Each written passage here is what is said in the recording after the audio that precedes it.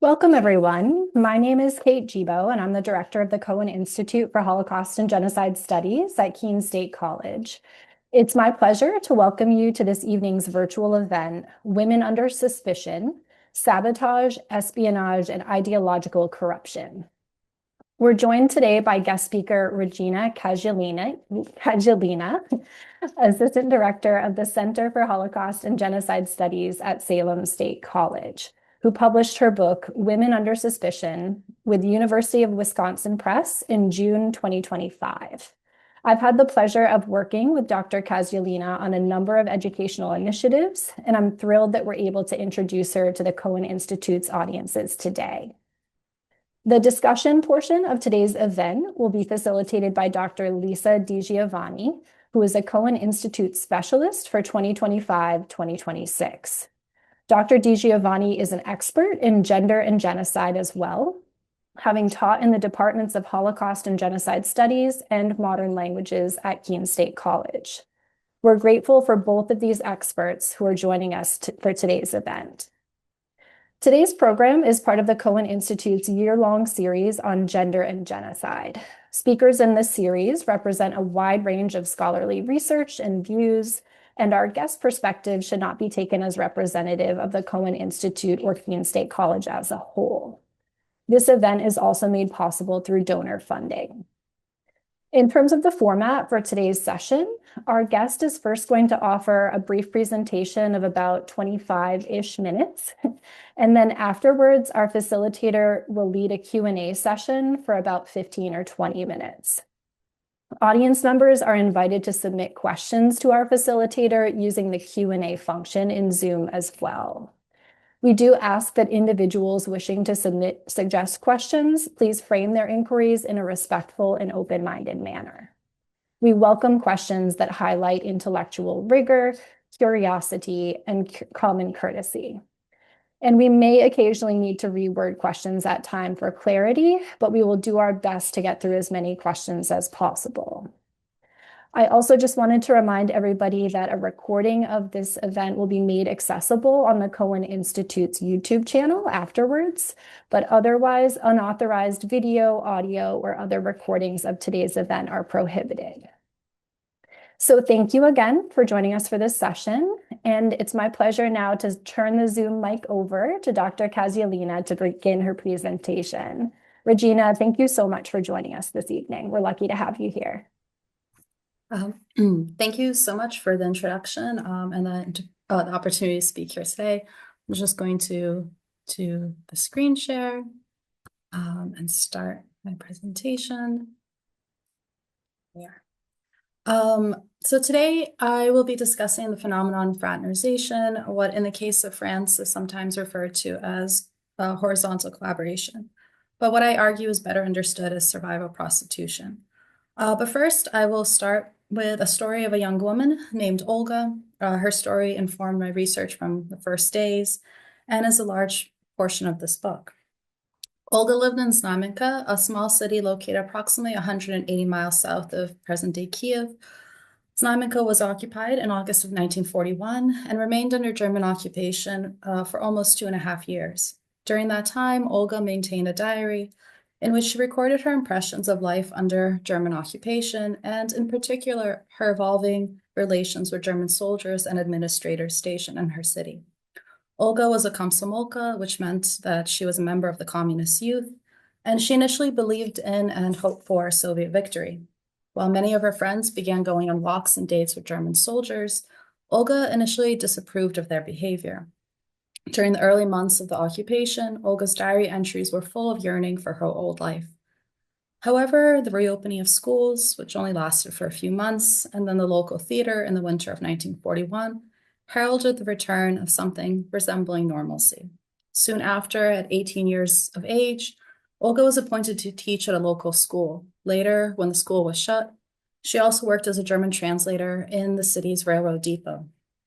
It was during that time that her views of German soldiers and life under occupation gradually began to change. Soon, she too began to fraternize with German soldiers. Rather than holding German soldiers accountable for the hardships that she was experiencing, Olga blamed Soviet soldiers, increasingly for abandoning her to her fate.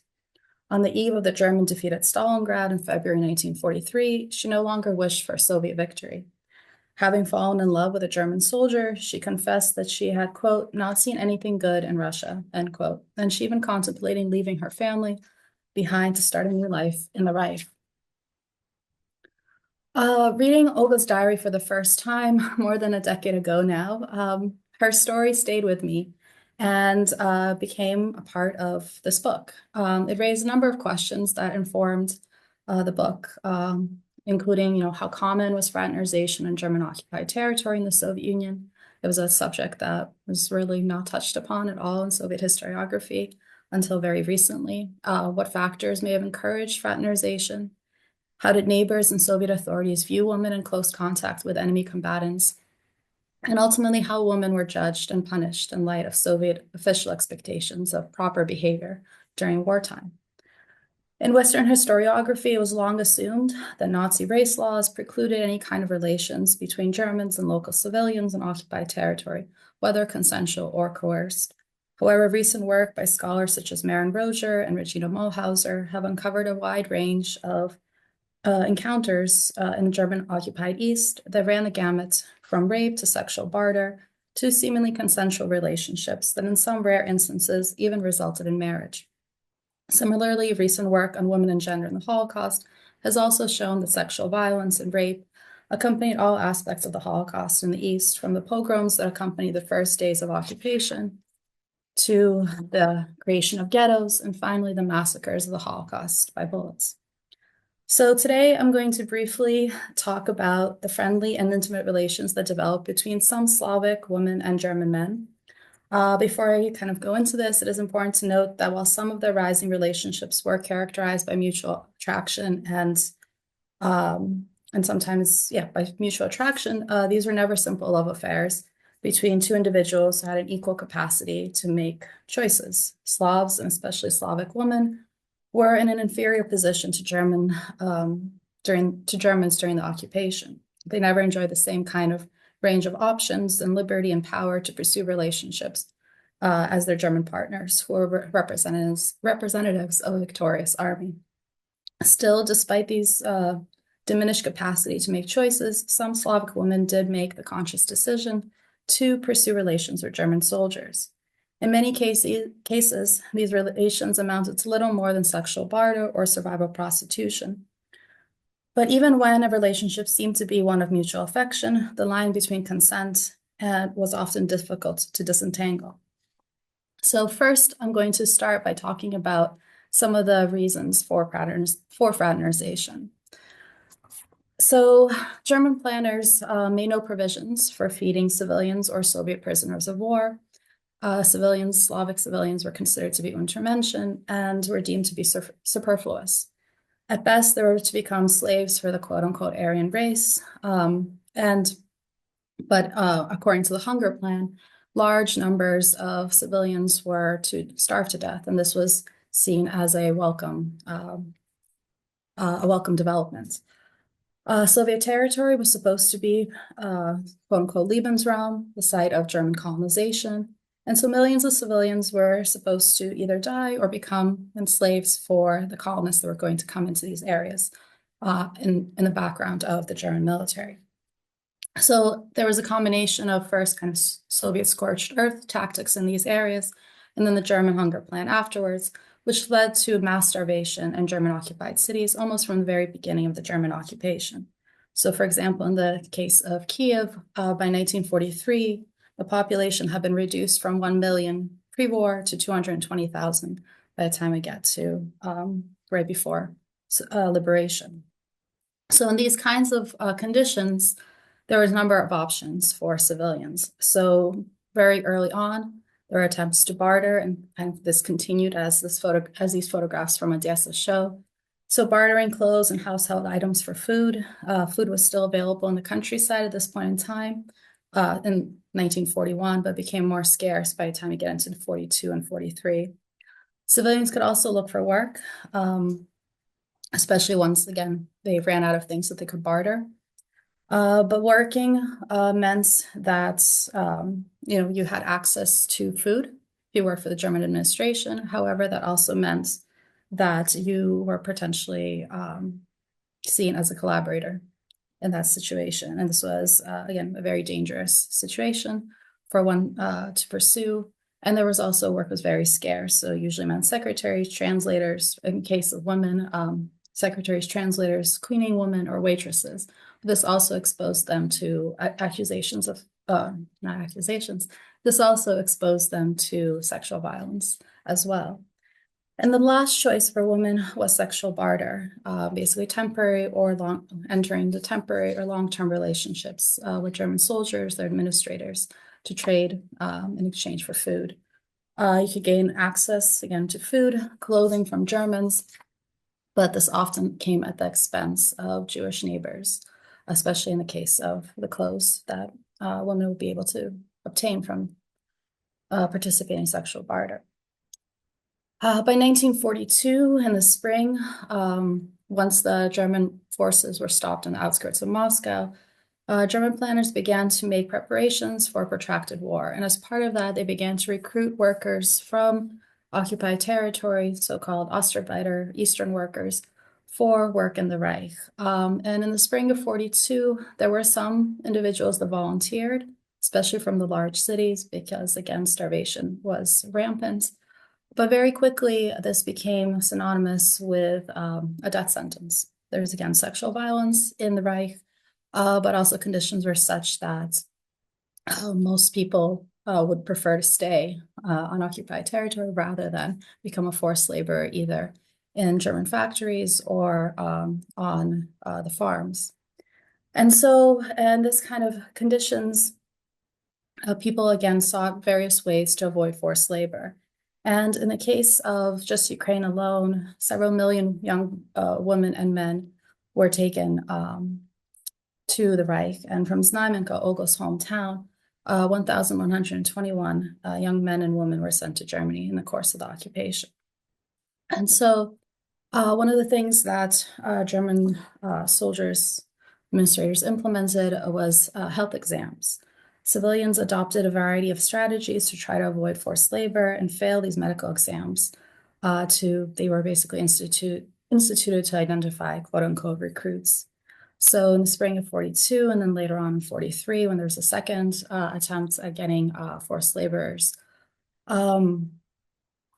civilians ran to the partisans, into the forest looking for Soviet partisans. And this is where you have the growth of the partisan movement on Soviet territory. It really turns into a people's movement.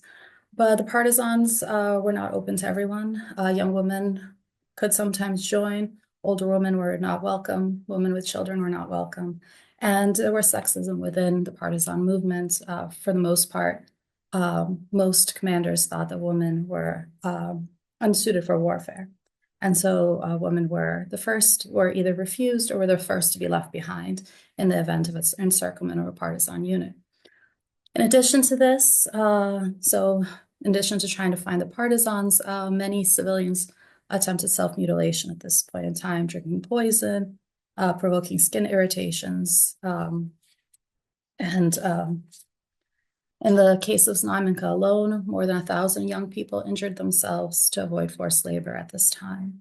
And then there were, again, gender-specific strategies as well. Initially, only single people were deported, so many women tried to become pregnant in order to avoid being sent as forced laborers. And then fraternization also provided an opportunity in this case. One can get an exemption if they had a relationship with a German administrator. But at the same time, this often came at the expense of someone else. Another girl, another woman had to take the place of somebody that received an exemption. And for the most part, neighbors did not recognize the actions of women as survival strategies. They instead consider them to be immoral or fallen if they entered into a relationship with a German soldier in order to, again, avoid forced labor. And so there are a number of different factors. Self-gain was one of them. Many from the first, in the early days, saw the German army as invincible, and so thought that if they could align themselves with the seemingly victorious army, then they would have a better place under the occupation. Famine conditions, forced labor policies, all of this encouraged fraternization, but there was also curiosity and mutual attraction that sometimes also characterized these relationships. So that's kind of the reasons for fraternization. And then a large portion of my book, of course, deals with kind of how neighbors and Soviet authorities related to these women. So condemnation, as the slide shows, was widespread. Although neighbors experienced the same kinds of hardships as the women they condemned, most failed to recognize how these hardships may have encouraged fraternization. Even before the tide of war shifted in favor of the Red Army following Stalingrad, many neighbors already shunned these women. They called them quote unquote German whores or German mattresses. Many saw fraternization as a betrayal of the nation. It reminded men of their loss and humiliation. And also propaganda, Soviet propaganda urged men and women to sacrifice to the death. Women were urged to protect their honor, basically the honor of the nation, even if it meant death. And also, both men and women believed that extramarital relations were immoral, especially in times of war. And again, as I mentioned before, any life-saving benefits often came at the expense of others. Clothes and other gifts were looted from Jewish civilians. The Holocaust, again, was the backdrop against which these relationships were formed. And exemptions also for forced labor came at the expense of other girls. There's always somebody that had to take one's place. And so many neighbors resented these women because they felt that their own chances of survival were reduced because of them. And they seemed to be getting ahead at the same time as everyone else was suffering. So that is generally how neighbors related. And when the Soviet army returned, most of the neighbors were some of the first to basically denounce these women to Soviet authorities as to kind of what they were doing and that these women should be investigated. As for official Soviet responses, official condemnation and punishment focused on the political and social threat that these women allegedly posed to the body politic. For Soviet authorities, these women raised the fears of espionage. And as women were seen as kind of quote unquote members of the weaker sex. And so for Soviet authorities, they thought that they were more likely to be recruited as spies against the Red Army or the partisans. And these concerns began to manifest as early as the winter of 1941 to 1942, and they were bolstered by pre-war, interwar anxieties about women and their roles in Soviet society, and also by wartime German intelligence tactics. So as this slide kind of shows, there was kind of a dichotomous view about women in the interwar period. Women were believed to be, quote unquote, backward, in need of tutelage from more advanced male proletariat. According to Lenin, if backward women were like, quote, little worms, which unseen slowly but surely rot and corrode, end quote. And the belief was that if their backwardness could not be overcome, then women could lead good communists astray. And quote unquote, weak women were believed to be more susceptible to enemy recruitment. Soviet intelligence worried that women and girls would succumb to German blandishments through personal relationships and gifts. Meanwhile, at the same time, you have these views that are, that are carried over into the war. And at the same time, even as you have these views, women are being recruited into the Red Army. They are also being accepted into the partisans. Again, they have to fight for the right to be able to join these forces, but they do. And about 1 million women ultimately fight in the Red Army. At the same time, so you have basically these views, and at the same time, women are being allowed to enter into these predominantly male arenas. And as this is taking place, so in the fall of 41, you have more and more women that are being accepted into, first into the Red Army, and then also later on into the partisans. German intelligence also begins to recruit spies in occupied territory. And already, so basically when on the outskirts of Moscow in October 1941, As the German Blitzkrieg begins to come to a halt, German intelligence organs begin to try to gain an advantage against Soviet forces, and they begin trying to recruit spies. Most were Soviet prisoners of war, but they also recruited young women, teenagers, and even children. And for example, as early as October of 1941, instructions issued to the German security police operating near the besieged city of Leningrad instructed them to, quote, try to send women, if possible young, end quote, into the besieged city. German intelligence operated a number of schools for training spies. And this is from a intelligence report talking about some of these recruits. Again, some of the locations where you had these espionage schools. Soviet reports began mentioning the threat of women being used as spies as early as December of 1941, and it is within this context that fraternization, I argue, gained a added dangerous dimension in the view of Soviet intelligence. Additionally to this, there was in the Red Army and also in the partisans a tendency for commanders, it was called the Pepesha phenomenon, basically a tendency of commanders to have relations with extramarital relations with their subordinates. And this was seen as kind of a prerogative of their command. It wasn't really questioned by the Communist Party or by the military. There was kind of investigations on a moral level, but for the most part, it was allowed. And if there was any kind of transgressions found, it was always the women that were found to be the ones responsible or guilty for those transgressions. And so within this kind of, I argue there's this moral crisis that develops in late 41. And at the same time, there's also security crisis with a recognition that you have these attempts to recruit spies. And so within this context, Soviet counterintelligence begins to worry that commanders are having extramarital relationships with women that are being taken from newly liberated territory, and potentially that these women have been left behind by German intelligence and kind of to be recruited as spies. And so within this context, fraternization becomes a sign of potential enemy recruitment and therefore treason on the part of Soviet intelligence and ultimately the Communist Party. From the spring of 1942, Soviet counterintelligence begins to issue security protocols, so Beria and other individuals within the intelligence community. They begin to issue security protocols to secure the Red Army, the partisans, and the Soviet rear from the real and imagined threat of enemy espionage.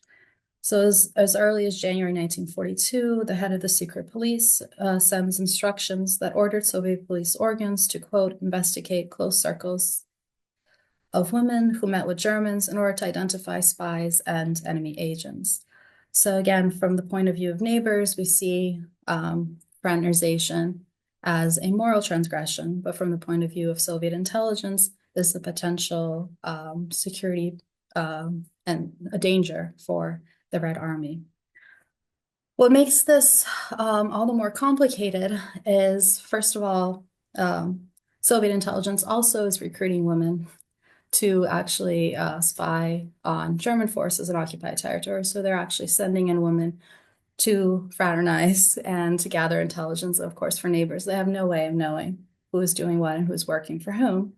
But on top of all of this, German soldiers are often also quartered in the homes of local civilians. This is a quote from a woman who was a memoir from a woman who was in Vorkuta in the Gulag, and she was falsely arrested for collaboration. But she writes about from that time period, quote, many women ended up in the Soviet preliminary detention cells for liaisons with the Germans. Some of them did in fact have such relations, but some found themselves guilty without fault. The thing is, during the years of occupation, Germans were quartered in almost every home. No special barracks were built for them, and so the local population had to accept Germans to be quartered in their homes, and they had to survive with them, end quote. So you can imagine in this kind of situation, most of these women, most of the men had been already, they had been drafted into the Red Army. So the majority of civilian population occupied territory are women, children, and the elderly. So these are women that are starving. They are left with little protection, and they have to have these soldiers quartered in their homes. And of course, neighbors are looking on. They have no way of knowing what's happening behind closed doors, but they use their assumptions and ideas, that they've inherited from the interwar period to try to make sense of what they're seeing. Even as, again, Soviet intelligence is recruiting some of these women to actually fraternize on behalf of the Soviet Union, and German intelligence is also using them as well. So, this whole situation, there's some multiple layers of complication. But within having, German soldiers quartered in their homes, it also meant that local women were vulnerable to sexual assault and rape from German soldiers. But it also at times encouraged friendship and love affairs to develop as well. Because this is, again, years where this was taking place. So what ultimately happens? When Soviet power returns, there is almost immediately denunciations that take place. The Soviet counterintelligence is requesting denunciations from neighbors, and they don't know what's been happening on occupied territory, so they ask civilians to let them know anybody that they saw as collaborators, anybody that had close relations with the enemy. And so almost immediately there are denunciations and arrests and investigations that take place. Many women are accused of collaboration and or espionage and detained on little more than suspicion of having relations with local collaborators or enemy combatants. One example from January 1942 was a woman named Sazonchikova, who was arrested by Soviet secret police and accused of treason for allegedly having a criminal relationship with employees of the Gestapo. Investigators determined that she did not betray any Soviet citizens, but merely washed clothes and cooked dinner for Gestapo employees who were quartered in her home. Despite this, she was sentenced to 3 years as a, quote, socially dangerous element. And it was basically because they were seen as, again, a political and social threat. And so this was a prophylactic kind of a measure on the part of Soviet intelligence. They could not really fully trust what these women had done. And so you have sentences that take place under this idea of social danger from anywhere from 3 to 5 years. And also there are evictions that take place, which is also under this idea of social danger. And there was a number of different locations that were considered to be regime areas. These are very large cities and kind of areas that are seen to have additional layers of security. So for example, Kiev, Kharkiv, these are all regime cities. And so individuals that are considered to be socially dangerous, including women that had relations with enemy combatants, were evicted from these regime areas and weren't allowed to return. And again, imagine the destruction and the situation that was, under which these evictions are taking place. So, in conclusion, fraternization was complicated. Although, again, about 22,000 women served with the partisans, most women on occupied territory really had few options to resist. And in most cases, fraternization was, we can see it as an example of sexual barter or survivor prostitution. For neighbors and Soviet authorities, they condemned women for trying to survive on their own terms. And again, official expectations really called on women to resist to the death. And most of these expectations were unrealistic as we can imagine or understand them today. And in the case of prosecutions, most Soviet men from occupied territory prosecuted for their alleged work and in favor of the occupation regime, while women were prosecuted for their alleged relations with local collaborators and or enemy combatants. So I think I will stop there and stop my share, and I've opened it up to questions. Sorry kind of a little fast. Regina, thank you so much for a really interesting exploration of the complexities of um, this violent period. That there's so much research done on World War II, but there's still so many stories to tell. And I think your research really exemplifies that there isn't one universal story. History has been written often from the male perspective, so we haven't had a lot of these really uh, these complex perspectives. And so your work is so important. It just really shows that we need to look at the intersections of identity, race, gender, class, look at the intersections of identity to understand how victims and perpetrators experience war and genocide violence in general differently. Men and women experience war differently. So I really appreciate your research, and I'd like to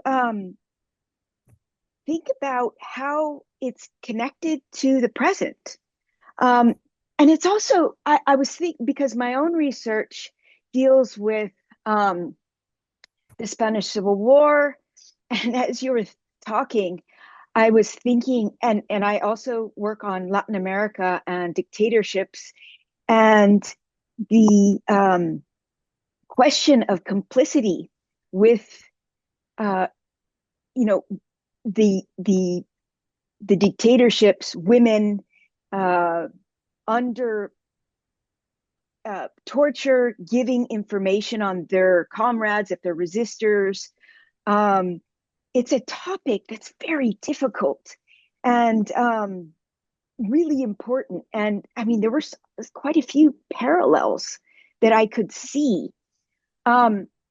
So I think that I have two questions. One is about kind of this transatlantic or global.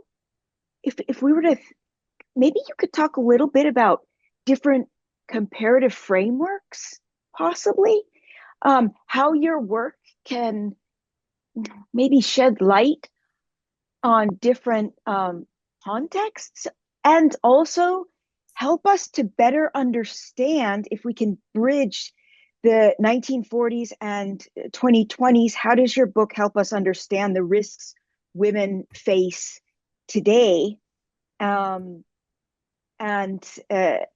in a time of digital surveillance and social media? How have things changed? If you could speak to that, it would be really interesting. Thank you. Thank you so much for engaging with us, and yeah, for the questions. I mean, in terms of World War II, fraternization has been the most well-known case is the Shorn woman in France, and Right. the most notorious case. But recent scholarship has shown this phenomenon is happening throughout all of Western Europe, any occupied territory. In most cases, again, it's seen as a moral crime. And so women are being punished in different ways. But again, you have this kind of gendered aspect to the punishment, in which women are always being punished for real and imagined relationships with the enemy. So the Soviet case kind of fits into this larger European phenomenon. And part of it, you have the moral of aspect of it here as well. But what makes it different is, on the one hand, this idea of social danger. So in Western Europe, you need to find new laws or new ways of addressing this issue. In the Soviet case, you had already this on the books, this idea of social danger, and it was an article in under the criminal laws, and it. In the 1920s, social danger was used as, it was addressed towards recidivists. So hardened criminals, individuals that had already, multiple offenses, and it was used in order to evict these individuals from these regime areas, and basically kind of police these regions. But as the 1920s progress and we get into the 1930s, and social danger begins to expand, and ever different marginal groups in the Soviet Union begin to fall under this category. So it's used against vagrants, homeless children, and prostitutes. And I argue that so in the Soviet case, they're using the same kind of logic as they used in the 1930s against prostitutes. They're using that again in the during the war against these women, seeing them again as quote unquote prostitutes, basically selling themselves to the enemy. So you have this law that makes it possible for these types of punishments to be meted out that are different from the ones that you have in Western Europe. And then additionally, you have the aspect of the shadow war that's taking place on occupied territory that is different from Western Europe, where both the Soviet intelligence and German intelligence are trying to utilize local women occupied territory for espionage. And additionally, you have also the situation where large numbers of women, unprecedented numbers, are serving in Soviet, in the Red Army and in the partisans. That raises this additional danger that you don't have in Western Europe. So the Soviet case is similar, and yet also has its own unique qualities. And then in terms of kind of looking at today and kind of other conflicts, I would say, and gender works in similar ways. It's, in different locations, and there's kind of each place has its unique ideas about gender, but at the same time, the idea of seeing women as weaker, as more susceptible. This is kind of to enemy recruitments. This is kind of universal at this time. And so those, and it continues to this day. So I would say that in kind of modern day conflicts, if there's a long period of occupation, these same kind of questions arise. And so concerns about what women are doing, what does it mean to be, again, concerns about collaboration, and those are going to be gendered as they were then, but again, taking into account the local context and the way that gender works in that location. Yeah. Helps. Yeah. Thank you. I have some other thoughts, but Kate, do we have anything from the chat? Yeah, let me just pop in real quick. We had one question that came in, Regina, that was curious. How did communities or families respond to women who were accused of collaboration or moral misconduct? I think you touched on that maybe a little bit in what you've shared, but it would be great to hear more. Yeah, that's a great question. So, so in terms of communities, for the most part, even before Stalingrad, there's already shunning that's taking place. Families, it gets also complicated because you have oftentimes there would be somebody in the family that's serving with the partisans or serving with the Red Army, even as the family is on occupied territory. And so sometimes they are trying to, hide these family members that are they would consider having crossed a line. In the case of Olga, for example, she at certain points writes about how her family is beginning to tell her, and towards the end of the occupation, that you need to stop because this is going to reflect poorly on us. So they recognize that the condemnation that is coming is going to be directed at them as well, and they're going to be in danger as well. And then in some cases, you do have also denunciations that take place as well. And some of the Soviet intelligence officers, they go to the family and try to find, and that's their they talk to them to try to find the individuals that they're looking for. So that helps, but it's kind of different reactions that are taking place towards these women. That's great. I'll toss it back to you, Lisa. Thank you. Sure. So I want to talk a little bit about the texts that you use. You talk a lot about the diaries, the memoirs, that gave you insight into these experiences. I'm wondering two things. Could you tell us a little bit about some of the other documents that you looked through, and reading against the grain, looking at different biases and gaps in how the state documented female behavior? And then also, what kind of is there, I should say, a body of work that is about this period or this topic, or is this really a very underexplored piece? So, is there any like fictionalization? Are there any films or documentaries on this topic? Yeah, so thank you for these questions. I guess I'll start with the second one first. This until recently, so it's under researched, this topic.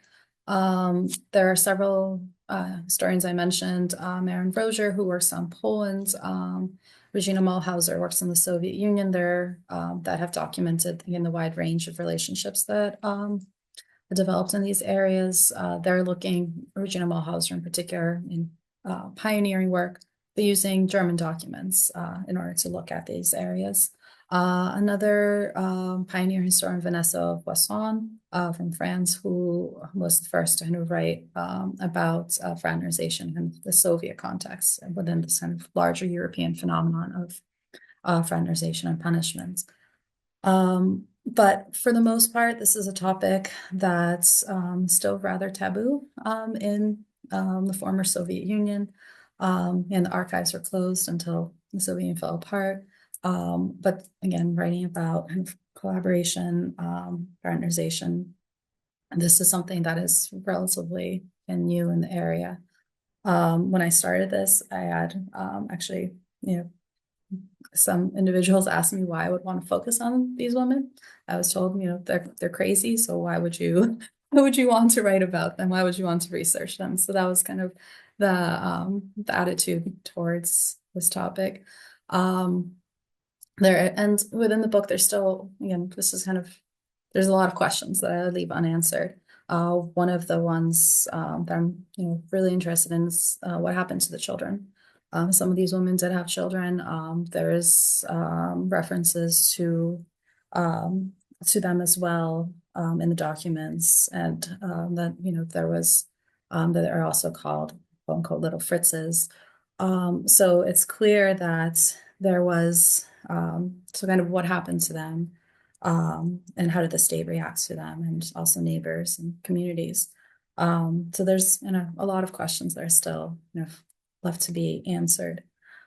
In terms of the documents that I use, the Olga becomes kind of the main case study in terms of looking from the ground up and looking at actual experiences of women. There are very few sources, written by women, documenting this period. And so most of the sources that I'm using are reports by the intelligence units, by the partisans, and for the most part would be written by men. So it's what they are seeing and how they're interpreting what they are seeing, but of course, having limited knowledge, but also using their biases often or relying on those biases, conscious and unconscious, and their beliefs of what, how people should be acting during the occupation. And of course, these said unrealistic and don't reflect the reality. So it's trying to, the report says that they arrested this woman as a spy or as delivering leaflets, but of course, and kind of their interpretation of why she's doing this, but of course, kind of thinking about what could actually be happening behind the scenes, that they're not, able to know or understand. So for example, I had this one struck me. It was intelligence report from Kiev where they talked about brothels that German occupation authorities opened in the city. And so the intelligence officer talking about the brothels and the women that are going to work in them. And they write how they recognize that it's starvation, that it's causing women to join. And so they recognize, the hardships that are causing this phenomenon. At the same time, they end by saying that the ones that are quote unquote weak are agreeing, but the strong ones are agreeing and then going home and committing suicide. So yes, so it's horrific, but so you get a sense of, again, there's an understanding of the hardships, but at the same time, this belief that, again, if you're weak if you do not resist to the death. Your research is really important. I mean, it's really powerful. Were you able to meet any of these women or No. anyone related to them? No. Unfortunately, no. And so that's the other aspect of this. That this is a lot of questions left unanswered because so I started working on this in 2014, and all the Russian archives are closed to foreign researchers, or the kind of KGB archives are closed. And 2014 was, of course, Crimea, and so I was scheduled to have a very long research trip in Ukraine, which I wasn't able to do. I know that and now, of course, it's not the time. So there are additional archives there. I know that there are surveillance reports, but it's something that I wasn't able to gain access to. So that's, I hope that someone will take this on. Yeah. And will continue once the time is better. And I hope you don't mind if I ask, but like for our audience, do you have Ukrainian background, or what's your connection beyond interest? Yes, that's okay. Yeah, I'm originally from Ukraine. I was born in Kiev. I am Jewish. So I guess I was started at an interest. Oh, so my grandparents were children during the war, and they were evacuated from the city. And they were in various locations in the Soviet rear, and grandfathers in Tashkent, and my grandmothers were past the Urals. One was near Stalingrad, and then re-evacuated a second time once the front moved close. So I grew up on their stories, listening to life, in the Soviet rear. But I wanted to know more about what was happening, in occupied territory. And you have kind of this, what we call the Soviet war myth about how people that, talks about resistance and partisans. And again, they were a very important part of what was happening in occupied territory, but we understand that they're also much more complicated than the narrative, the Soviet narrative spoke about. There's a lot of gray areas, just like this topic. And so that's kind of what drew me in. I was interested in that. And I wasn't sure if I was able at that point in time to really, I guess, delve fully into the Holocaust as well. So this ended up being the topic that I worked on, and it was partly because of Olga, that was kind of the diary. And at the time that I started, I kind of lived with her for a very long time now. But I was, she was 18 she turned 18 in October 41. And I was several years older when I started, reading her. And so that was kind of how I got into this topic. Yeah. Wow, thank you for sharing that kind of personal bit. I think that Kate has a question for you. Yeah, we had another great question come in from our audience, and it's a two-part question, Regina, so I'll pose it to you in full. So did women identified as collaborators join the mass migration of people fleeing the return of Soviet rule in Ukraine and other areas? That's the first part of the question. The second part is, did any of the women you studied establish post-war lives in West Germany or Austria, for example? Those are great questions. So the first one's easier to answer. There were attempts of various ways and try to kind of to rewrite your past. So largely men, but also some women did try to flee to the partisans and kind of rewrite their history that way. There were also those that did try to evacuate with the German soldiers. So Olga, for example, she vacillated for a very long time, and she at the right before the Red Army comes in, does kind of decide she wants to leave, but is unable to do because by that point in time it's far too late. So there are individuals that do try to leave these areas along with the German army. And others also try to, once the occupation is over, try to, if you try, leave these areas, go somewhere where, nobody knew you, start again there. And then others also try to join up with the Red Army as well. So one of Olga's friends, she writes about how she is being shunned by her neighbors. All of them are, again, whispering behind her back, and they're also talking to SMERSH, which is Soviet counterintelligence. And so she is thinking about fleeing to the Red Army. So there's kind of different ways that women, and these are also, again, strategies that men who had worked with the German as local police or had done other things that made them complicit in the occupation and German crimes also tried to do at this time. In terms of the question about Austria and Germany, I don't know. I suspect that it's yes, that there are some that did, but I was not able to find or trace them. But again, that's one of those topics that would be really interesting for someone to take up. Mm-hmm. Thank you. I think we're caught up on all of our Q&A questions so far. So if anybody has a last question, you're welcome to put it into the chat. And otherwise, Lisa, we probably have time for you to pose one more or so if you're interested, and then we'll start to wrap up for tonight.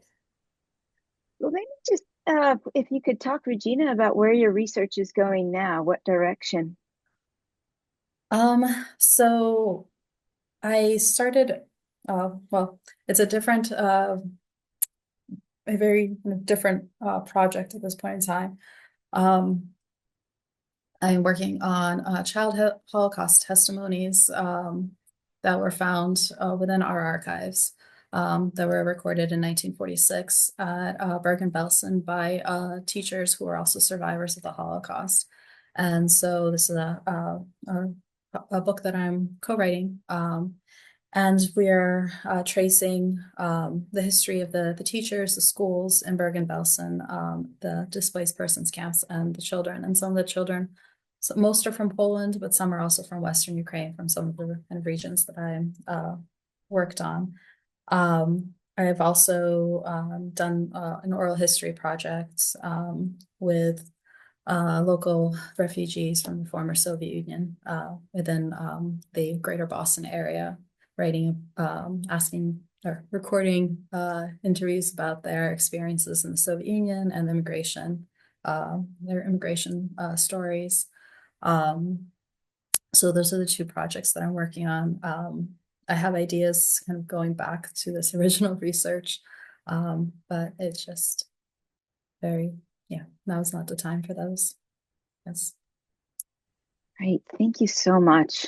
Great. And thank you, Kate, as well for putting this series together, the Gender and Genocide series. I think that genocide studies more broadly really needs to incorporate the topic of gender, not have it as a side issue.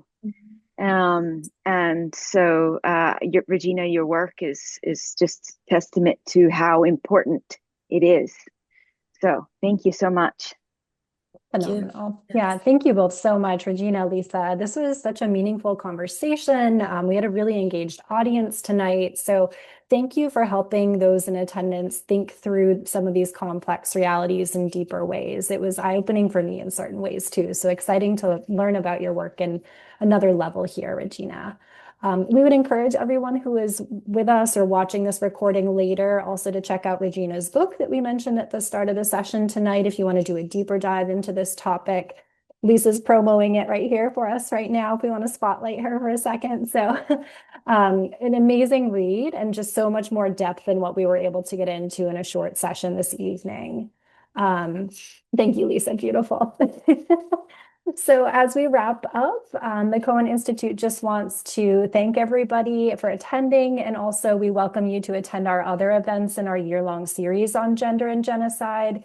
If you're interested in learning more about what's on the horizon, you can visit the Cohen Institute's website and access our online calendar there. We have some really meaningful events still lined up for the spring semester, and we would love to have you as part of those conversations as well. So thank you, everyone, and take good care. We wish you all the best.